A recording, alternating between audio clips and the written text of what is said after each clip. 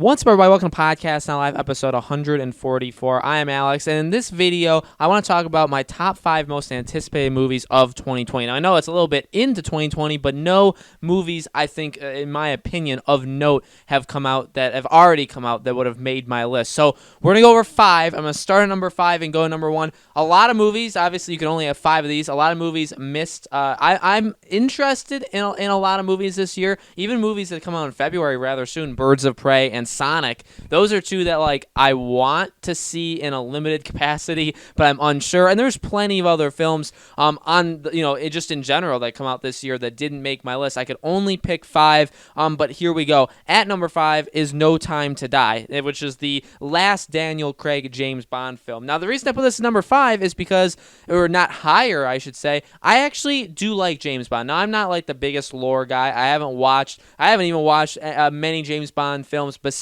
the Daniel Craig ones, okay? I've only actually watched snippets of other ones in general. But the Daniel Craig ones are very hit or miss, I think, in my opinion. They seem to go every other. That seems to be their pattern, where they do one really good one, then one really bad one, and back and forth. And they've made some truly spectacular James Bond films with Daniel Craig. I truly do believe that. The last one I thought could have been a whole lot better. I was very excited for it going in, mainly because the one before that was super, super good. So there was definitely a lot of excitement there. It let me down. The trailer for this one does seem I think it looks really good. Now, it's just my own personal opinion. You guys could disagree, but I like what I've seen from it. I can totally see how it can be a failure in an age of these spy movies and just a lot of them doing it better than James Bond.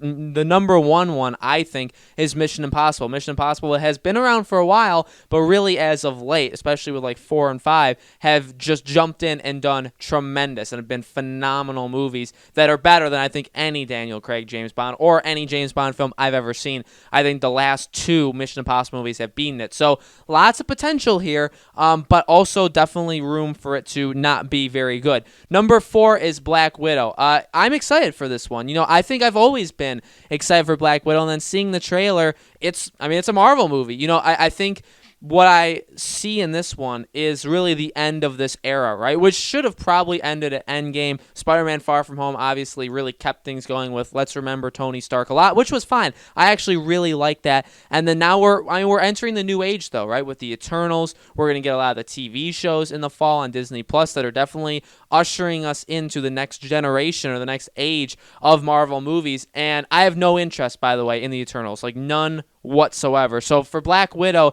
to be quite honest with you, is the last one that I really, yes, Doctor Strange, I'm going to be excited for. Future Spider-Man movies, I'm sure I'll be excited to see maybe half or more than half of the Marvel movies, but at least the ones that are upcoming this year, which is only 2, Black Widow and the Eternals, I'm not looking for the Eternals at all. So Black Widow, I'm really relying on to carry the way. Scarlett Johansson has done a phenomenal job in that role. I thought she was fantastic in Avengers Endgame, one of the best parts of it, one of the better characters in it. So I have all the confidence in the world that this movie can be really, really solid, and I'm very excited to see it. Not as excited as number 3, which is The Quiet Place Part 2. This was a movie that came out, The Quiet Place, the first one, and just did so many amazing, amazing things. It's a phenomenal movie. It just in general, not necessarily even a horror movie. Fantastic acting. The premise is truly unbelievable. I remember seeing that in theaters and hearing somebody drop their popcorn or something, and I thought in my head he's dead. I don't think we've ever been. Yes, okay, and I just said it right. Avengers Endgame. There's been superhero movies, even movies that aren't superhero, but very, very popular. Star Wars even, where you'll get the applauses and people will really get into it, right? And I like that. And I love those kind of atmospheres when I see a movie. The Quiet Place was the same level, but just a different kind, right? Where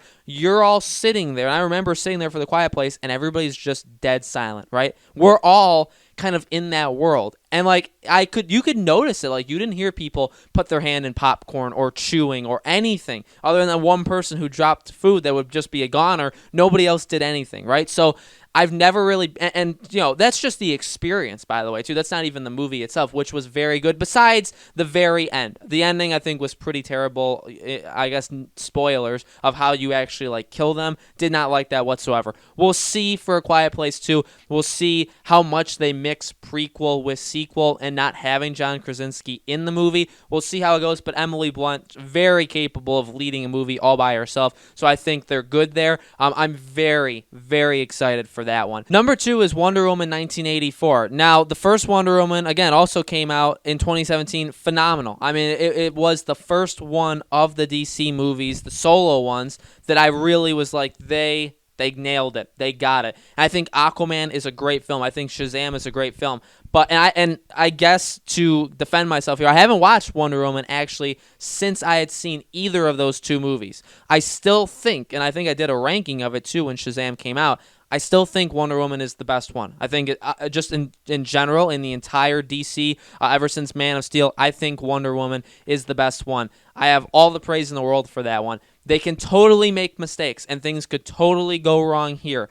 But from what I've seen, from what we've seen from the trailers, it seems like everything's okay. Again, could catastrophically implode on them when the movie comes out, but DC in general, from their standalone movies, they seem to have it like under wraps. Like everything seems to be solid. Again, Wonder Woman, Aquaman, Shazam. Those were the last 3 standalone movies. All 3 of them very, very good, kind of for different reasons too. And so this is the 4th one. Can they do it again? 4th time is, can they really continue building on it? I truly think they can. Really all of these, I see there could be some negatives here, but I really have a lot of faith in it until it obviously proves me wrong. But I'm very, very psyched going into it. And number 1, if you guys are kind of like deep fans, I don't even know how much I've actually talked about this franchise on the channel. A lot of you may not even know this, but Fast and Furious 9 is my number 1. I'm a massive Fast and Furious fan, and I get it. I get all the criticism of it. Listen, Fast 5 and on have been spectacular movies. There's nothing you can say to change my mind. Hobbs and Shaw was a really good movie as well. There's no movie I'm looking forward to more than Fast 9. It's going to have everything I think I want from the film in it. I know where my expectations are. I'm not expecting it to be the greatest, piece of cinema ever thrown on the screen, but I do have my own set of expectations. I think it's going to satisfy them, and I think just by doing that, it could be my favorite film of the year. And it also does have depth. If you are a Fast and Furious fan, it does have depth. It does have things to care about. It has characters. It has moments. This is one of my favorite film franchises. And, call me whatever. If that's like your last straw with me, you're like, oh man, Fast and Furious, I'm out. I'm sorry. But to me, I've loved these movies for a long time. The first 4, I guess Tokyo Drift included, are very, very flawed for sure. But I think 5, 6, 7, 8, and Hobbs and Shaw are all very, very good movies, and I'm very looking forward to Fast 9. So, guys, let me know in the comments below, what are your anticipated movies of this year? I definitely left quite a few out, especially towards the end of the year. There are big ones like Venom, Dune. There's a lot of really big films coming out, The Eternals, the second half of 2020, that a lot of them just, the most of this year, especially even from my list, after June or July, they pretty much end. Like, I'm not going to be all that excited for movies in the fall, and that's kind of upsetting. Uncharted also, it no longer appears to be in December. I would have probably put that as my number 5 just because I want to see what beautiful disaster that movie turns out to be. But I went on Wikipedia. It's not there anymore. I feel like the movie's been delayed again. We know the director switch, all that kind of stuff, but I thought the movie was still going to come out in December. Guess not. That's okay. We move on. It'll be my number 1 movie next year in 2021. Okay, so again, let me know what you guys think. What's your list in the comments below? Make sure you guys are subscribed. Have that bell icon hit. Thank you so much for watching, as always, and I hope to see you all on the next video.